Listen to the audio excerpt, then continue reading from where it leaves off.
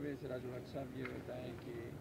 بسم اللہ الرحمن الرحیم۔ مولانا سمیع الحق صاحب کی قتل سے اور ان کے رحلت سے، ان کی مظلومانہ شہادت پر پورے عالم اسلام پریشان ہے، عالم کفر خوشحال ہے، اور وہ ایک علمی شخصیت اور اس کے ساتھ ایک سیاسی قیادت بھی تھے، اور ہر مشکل مرحلے میں انہوں نے پاکستان کی قیادت کی ہے، ملت اسلامیہ پاکستان کی قیادت کی ہے۔ تو ان کی جو مظلومانہ موت ہے اس پر ہر پاکستانی کو بے انتہا افسوس ہوا ہے، اور یہ اس بات کی علامت ہے کہ پاکستان میں اب بھی سیکورٹی کی صورتحال بہتر نہیں ہے، اور ہم سب کا یہی مطالبہ ہے، حکومت پاکستان کی صلاحیت کا امتحان ہے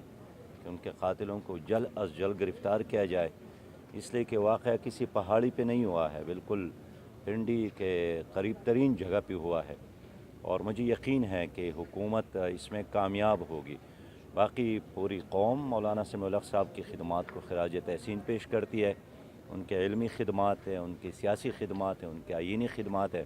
اور آپ دیکھتے ہیں کہ اس مجلس میں بھی ہم تمام سینیٹر اور تمام سیاسی جماعتوں کے لوگ شریک ہیں۔ یہ اس بات کی علامت ہے کہ وہ ایک جوڑنے والی شخصیت تھی،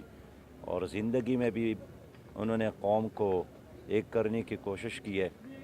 اور اس کی موت پر بھی تمام قوتیں ایک ہیں کہ ان کے قاتل گرفتار ہو، اور ان کے